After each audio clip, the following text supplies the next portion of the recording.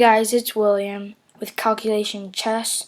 Today we'll be going over the Greek gift, one of the a really sneaky trick that gives white great attacking chances.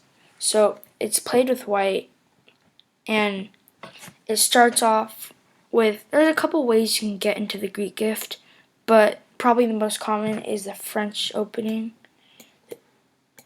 So you play e4, e6, the classical French, d4, d5, and e5, the advanced variation. Now they bring the bishop out with check.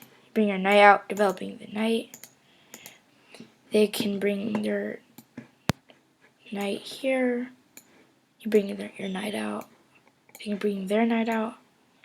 You bring your bishop out to d3. This is the place you really want your bishop in the Greek gift. So just in case. So like in this position, you could play b6, preparing to fee and kill the bishop. And there's not really much else you could play besides, and this is the most natural move to beginners, to castle. And instantly you can see the engine favoring white a ton. And this may be kind of hidden because bishop h7 looks really weird. First of all, there's nothing defending it, so the king could just take it, right? Well, the best move is to take it, but it's completely losing. After knight g5, the king can go to h6, he can go to g6, h8, or g8. So first let's cover the worst ones. If you go back, it's just a mate in 2 right away with queen h5 check, and once the king moves to g8, then queen h7 is mate. So let's look at king h6. Now this is actually a mate in 5, even though it may be hard to spot. That's queen g4. So now, well, the engine just wants to stop mate for one more move, so they're just going to check, which doesn't really matter. But now the engine just wants you to, well, so the idea of queen g4 was to play queen h4 followed by queen h7 mate. So black is just playing knight f5 to just prevent the check on h4. So instead you use check on h3, and then blocks, and it is a checkmate as the queen covers this diagonal, the pawn covers the square.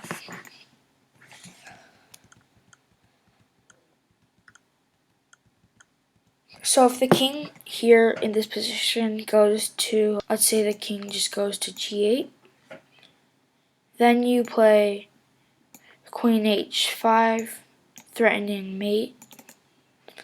So the only move you can really do is just bring your rook out, but then you just take the pawn.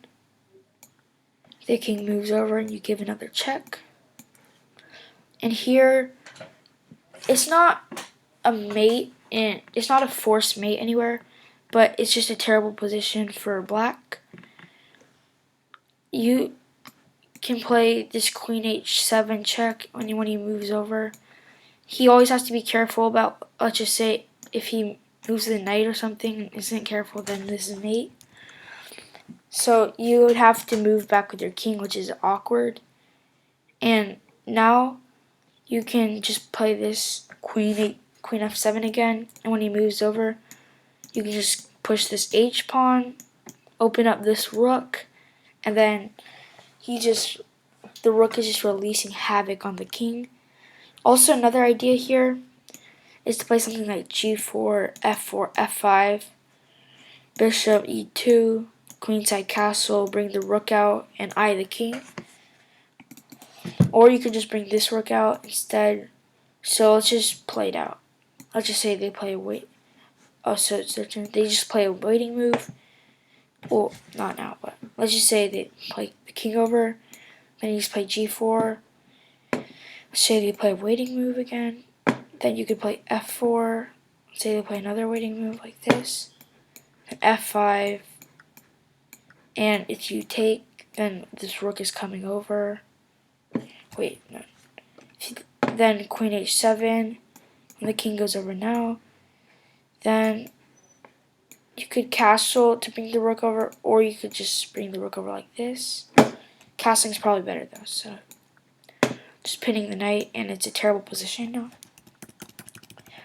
So going back, this is just a terrible position for black. This rook can't move at all. This knight cannot really move anywhere too great, because if you move to f5, then g4 just kicks it away.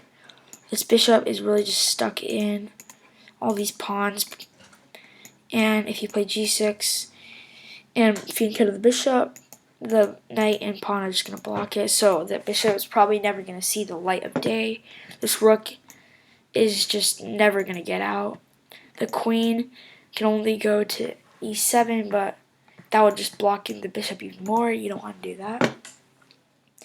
And you always have to be careful of the back rank mate, since the knight covers this square. So let's see if he goes to, let's see what happens if he goes to g6 after the check. So now you're going to play queen g4, threatening a lot of nasty discoveries, such as, if you play king g6, then actually you want to play h4, my bad. You want to play this h5 check. So the best move here recommended by the engine is queen e8, just waiting, I guess. Now they want you to, now king f1, just getting your king to safety, unpinning the knight.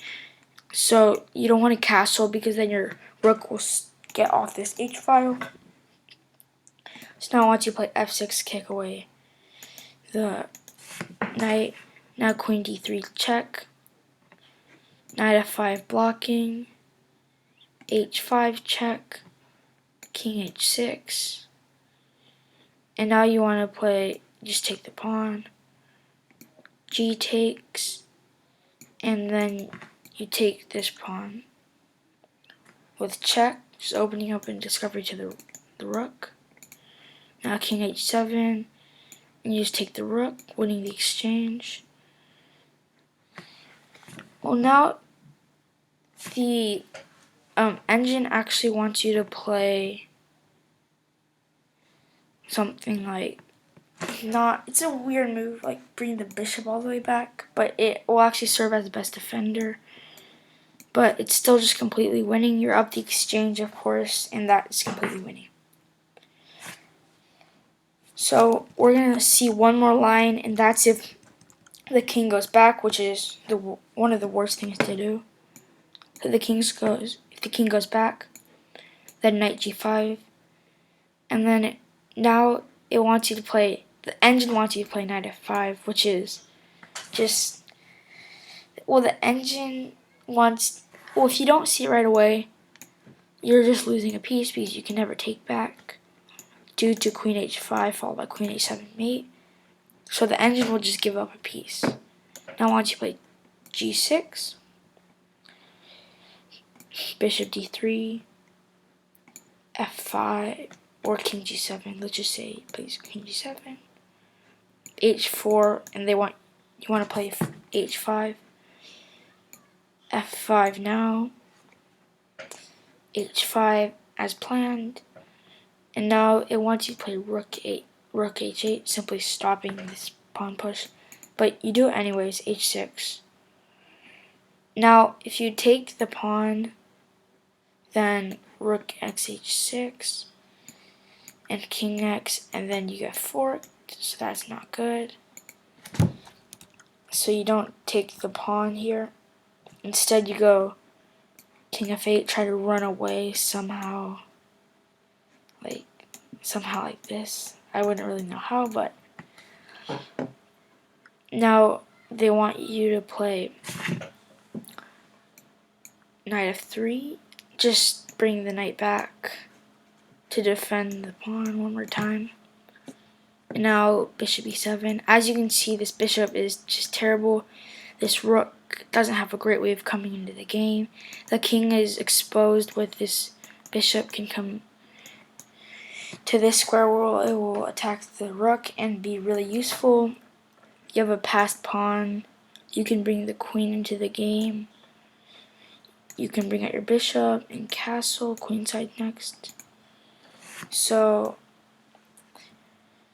it's just a terrible position if your opponent falls into the trap, which experienced players will not do as much, but weaker players definitely will.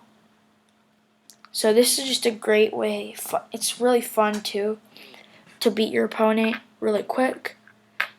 And that's the video. If you enjoyed it, please subscribe to my channel. Leave a like. Tell us in the comments below what you thought of my video. And sorry for my voice. My throat is kind of dry. So please excuse me on that part. And that's the video.